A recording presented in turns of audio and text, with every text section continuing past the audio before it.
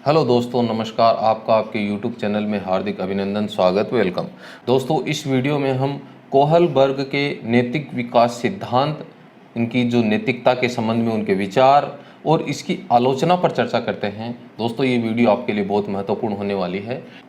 जो शिक्षक भर्ती परीक्षाओं से संबंधित होती है उसमें 2-3 प्रश्न जरूर पूछे जाते हैं। आप समय दें, वीडियो को अंत तक देखें। ये कोहलबर्ग का नैतिक विकास सिद्धांत है, आपके पास में होगा। दोस्तों, अभी तक भी आपने हमारे YouTube चैनल को सब्सक्राइब नहीं किया तो प्लीज़ सब्सक्राइब करें, बेल आइकन को प्रेस करें ताकि हमारी आने वाली नेक्स्ट वीडियो की नोटिफिकेशन आपको लगातार मिलती रहे। चलिए आगे बढ़ते हैं।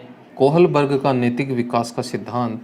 लॉरेंस कोहलबर्ग का जन्म ब्रोक्सविले, न्यूयॉर्क, संयुक्त राज्य अमेरिका में 25 अक्टूबर 1927 को एवं मृत्यु 19 जनवरी 1987 को हुई थी। यानी मुख्य रूप से हमें ये ध्यान रखना है कि कोहलबर्ग का संबंध कहाँ से है, तो अमेरिका से इनका संबंध है, अमेरिका निवासी ये थे। कोहलबर्ग का नैतिक विकास का सिद्धांत, इसे सार्वभौमिक सिद्धांत के नाम से भी जाना जाता है, यानी यूनिवर्सल एथिकल प्रिंसिपल भी इसे कहा जाता है। ये भी मुख्य रूप से ध्यान रखना है। कोहलबर्ग ने नैतिक विकास सिद्धांत को अवस्था सिद्धांत भी कहा है, यानी इसे अवस्था का सिद्धांत भी कहा जाता है, स्टेज थ्योरी के नाम से भी जाना जाता है। उन्होंने नैतिक विकास सिद्धांत में 6 अवस्थाओं में इसे डिवाइड किया है एवं उन्हें सार्वभौमिक यानी यूनिवर्सल माना है। अब यूनिवर्सल क्या होता है?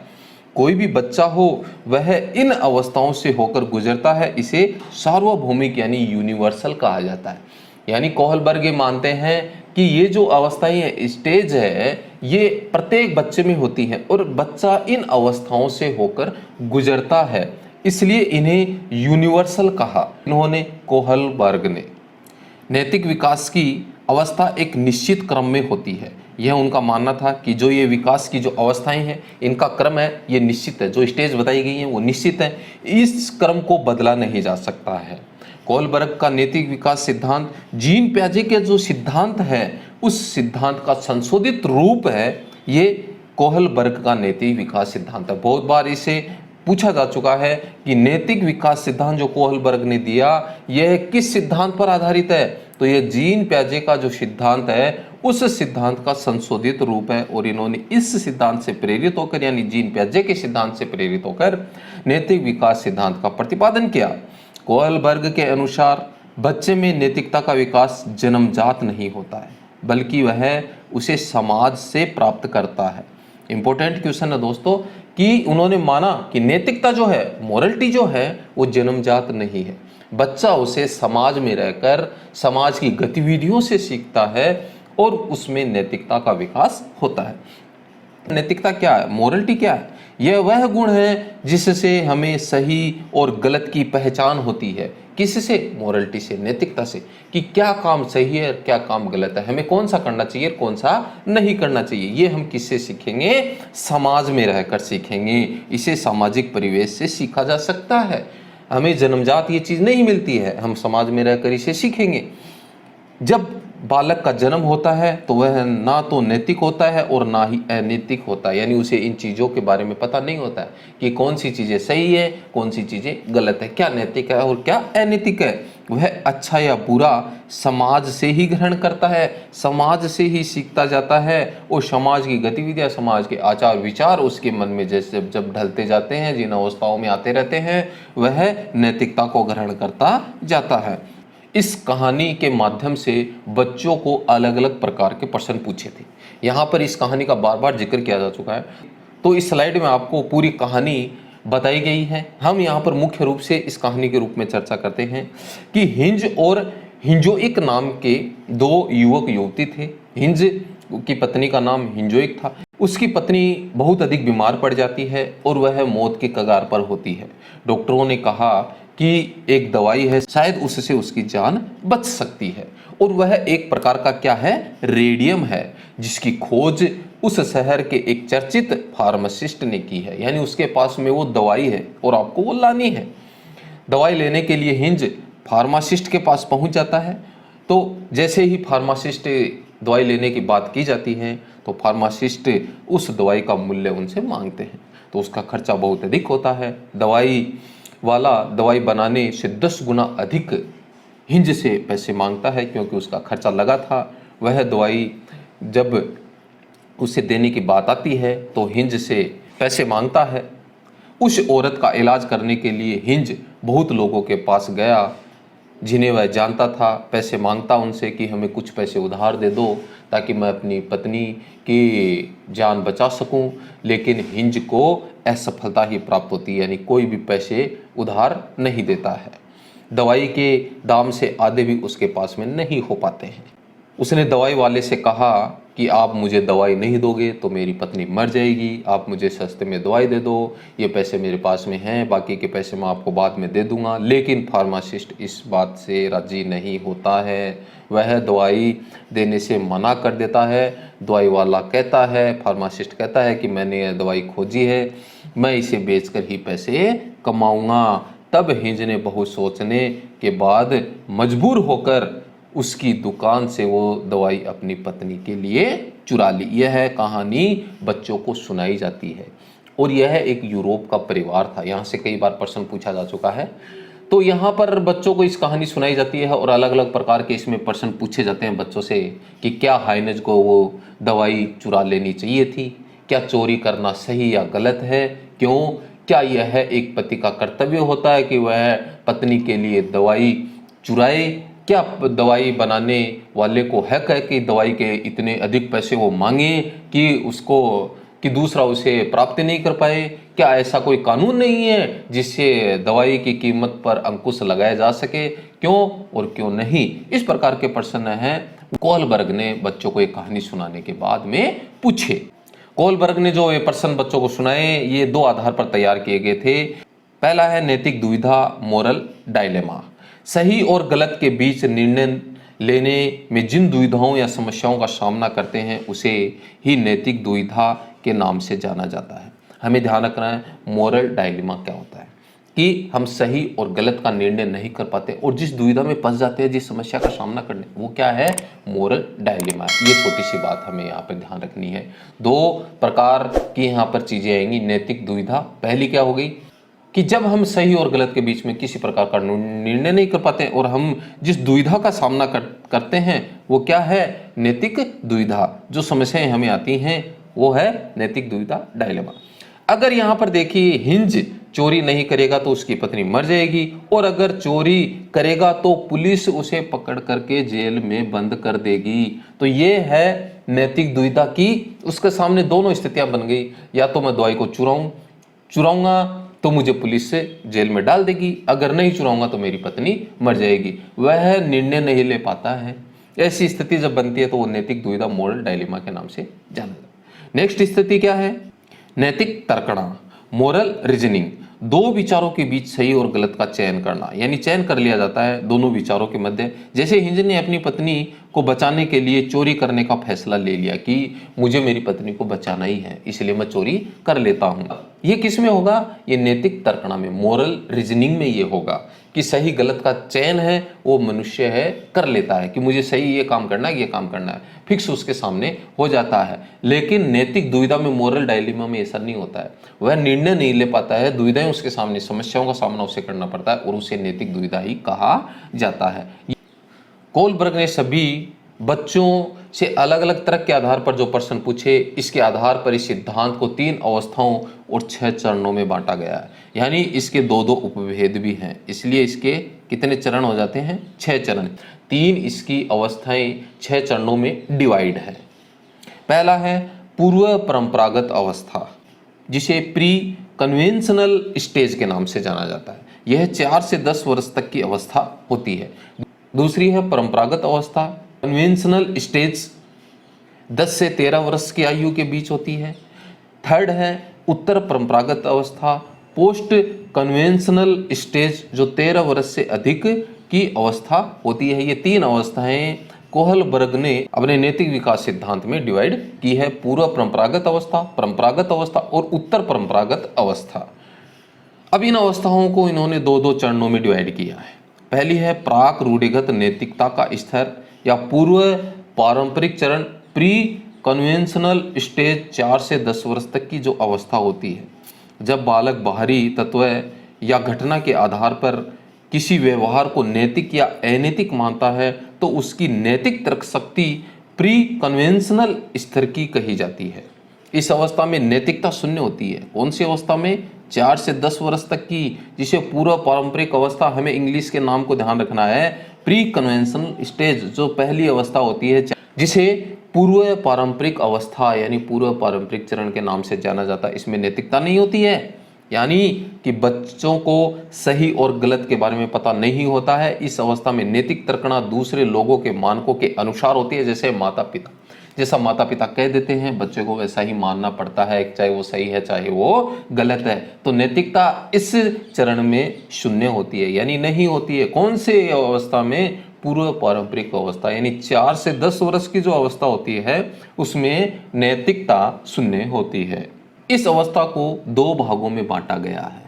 पूर्व पारंपरिक अवस्था को दंड एवं आज्ञा पालन उन्मुखता, पनिशमेंट ओबीडियंस ओरिएंटेशन, आज्ञा एवं दंड की अवस्था, इसे कहा जाता है स्टेज ऑफ ऑर्डर पनिशमेंट, आज्ञा एवं दंड की अवस्था।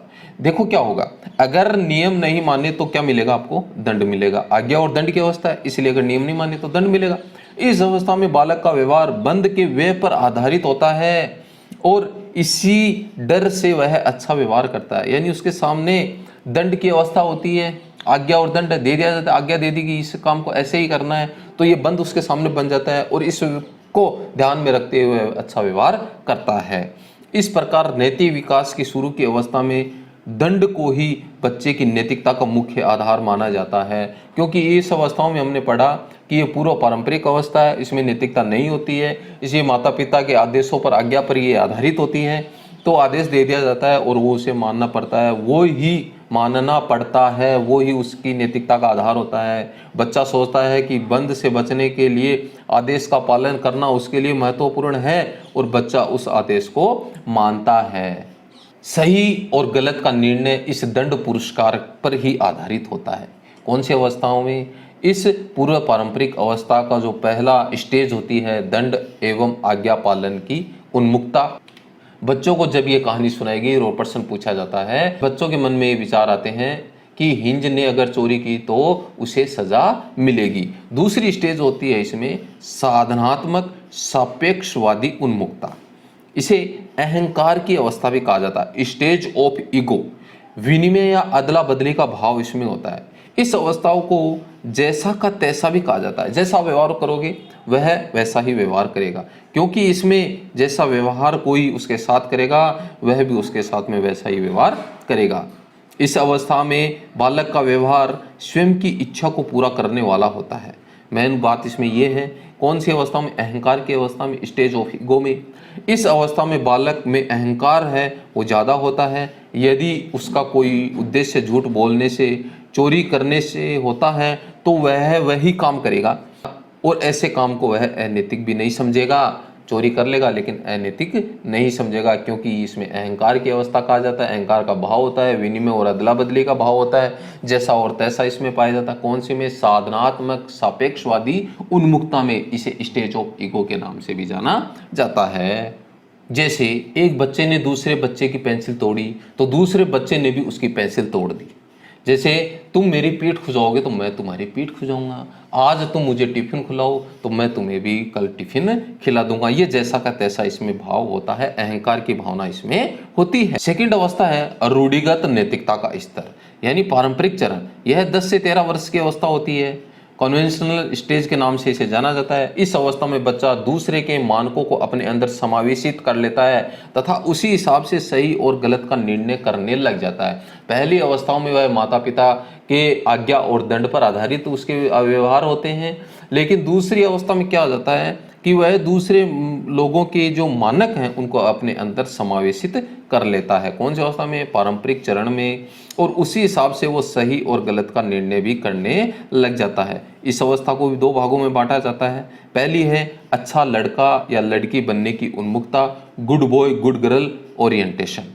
प्रशंसा की अवस्था भी इसे कहा जाता है। इस अवस्था में बच्चा जो भी करता है वह प्रशंसा पाने के लिए करता है, क्योंकि प्रशंसा की अवस्था है, इसलिए जो भी काम करेगा वो प्रशंसा पाने के लिए करेगा। इसमें बालक समाज को अच्छा लगने वाला व्यवहार करता है, क्योंकि वह प्रशंसा पाने का उन्मुख होता है, जिससे उससे प्रशंसा प्राप्त हो। इस अवस्था में बच्चे के चिंतन का स्वरूप समाज और उसके परिवेश पर निर्धारित होता है। सेकंड इसका पार्ट है कानून एवं व्यवस्था उन्मुखता, लॉ एंड ऑर्डर ओरिएंटेशन। सामाजिक व्यवस्था के प्रति सम्मान की अवस्था इसे कहा जाता है, रेस्पेक्ट ऑफ सोशल सिस्टम। यह अवस्था अत्यंत महत्वपूर्ण मानी जाती है। कौन सी? कानून एवं व्यवस्था उन्मुखता। इस अवस्था में प्रवेश करने से पहले बालक समाज को केवल प्रशंसा के लिए महत्व देता है। इस अवस्था में पहुंचकर वह समझने लगता है कि सामाजिक नियमों के विरुद्ध प्रत्येक कार्य को अनैतिक कहते हैं। यहाँ आकर वो समझने लग जाता है। कौन सी अवस्था में? कानून एवं व्यवस्था उन्मुखता में, कि अगर हम कोई गलत कार्य करेंगे, नियमों के विरुद्ध कार्य करेंगे, तो वो क्या है? अनैतिक हैं, समाज के नियमों के विरुद्ध हैं। इसमें बच्चा कानून तथा सामाजिक व्यवस्थाओं को बनाए रखने की भावना इसमें विकसित हो जाती है। अगर जैसा कि रेड लाइट को पार करते हुए उसके पिताजी का एक्सीडेंट हो गया, तो आप रेड लाइट को तोड़कर आप अपने पिताजी को बचा नहीं सकते हैं, यानी नियमों को आप नहीं तोड़ सकते हैं। नेक्स्ट अवस्था है उत्तर रूढ़िगत नैतिकता, उत्तर पारंपरिक चरण। इसे पोस्ट कन्वेंशनल स्टेज के नाम से जाना जाता है और 13 वर्ष से अधिक जो उम्र होती है उसमें यह अवस्था पाई जाती है। मोरलिटी इसमें सबसे अधिक होती है, हाई लेवल पर होती है। इसमें निर्णय खुद से लिए जाते हैं, ना कि समाज के जरिए कि क्या सही है और क्या गलत है, क्योंकि इसमें नैतिकता बच्चे में आ जाती है। कब? 13 वर्ष से ऊपर की अवस्था में उसे उत्तर पारंपरिक अवस्था कहा जाता है। हाई लेवल पर मोरलिटी होती है और निर्णय व्यक्ति खुद लेने लग जाता है, समाज के नियमों के आधार पर नहीं, खुद निर्णय लेने लग जाता है। इसे भी 2 भागों में डिवाइड किया गया है।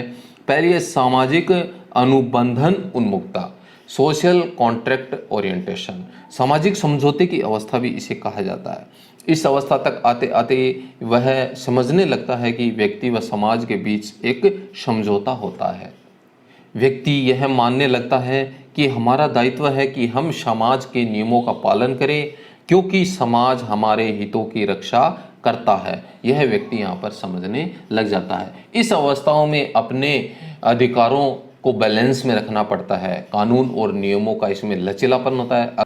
सेकंड इसका पार्ट है सार्वभौमिक नैतिक सिद्धांत उन्मुखता, यूनिवर्सल इथिकल प्रिंसिपल ओरिएंटेशन। सार्वभौमिक सिद्धांत की अवस्था इसे कहा जाता है। इसे विवेक की अवस्था के नाम से भी जाना जाता है। इसमें किशोर दूसरों के विचारों से नहीं बल्कि अपने खुद के मानकों के अनुसार व्यवहार करते हैं। इसमें किशोर दूसरों के फायदे के लिए अपनी जान भी जोखिम में डाल देते हैं। कौन सी अवस्था में? सार्वभौमिक नैतिक सिद्धांत की उन्मुखता में यह पाया जाता है।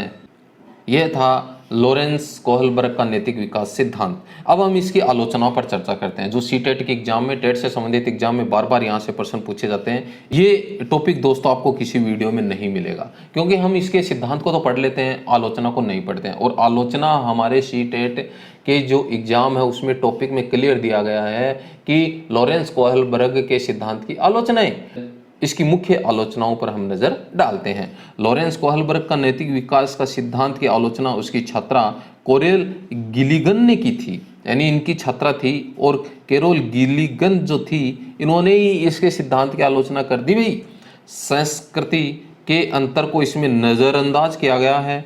फीमेल पक्ष यानी महिला पक्ष को गौण, महिला की नैतिकता का आधार देखभाल और पुरुष की नैतिकता न्याय पर डिपेंडेंट करता है। यह सिद्धांत पुरुषों के लिए पक्षपाती था, क्योंकि उनके अध्ययन के विषय केवल पुरुष थे, महिलाएं नहीं थी। इसलिए इस पक्ष में फीमेल पक्ष को गौण रखा गया है। पुरुषों और महिलाओं की नैतिक और मनोवैज्ञानिक प्रकृति अलग अलग होती है। जहां पुरुष नियमों और न्याय के संदर्भ में सोचते हैं, तो वहीं महिलाएं देखभाल और रिश्तों पर अधिक बल देती हैं, जो कि हमें इसमें देखने को नहीं मिलता है। दूसरे शब्दों में कहें तो महिलाओं की न्याय की नैतिकता के अलावा देखभाल की नैतिकता पर आधारित होती है, और पुरुष नियमों और न्याय की नैतिकता पर आधारित होते हैं। दोस्तों वीडियो आपको जरूर अच्छी लगी होगी। हमने पूरा प्रयास आपको कोहलबर्ग के नैतिक विकास को सिद्धांत समझाने में किया है। वीडियो को आप लाइक करें, शेयर करें, चैनल को सब्सक्राइब करें, बेल आइकन को प्रेस करें, ताकि हमारे आगे आने वाली जो वीडियो है उसका नोटिफिकेशन आपको मिलता रहे, आप हमारे यूट्यूब परिवार के सदस्य बन जाएं।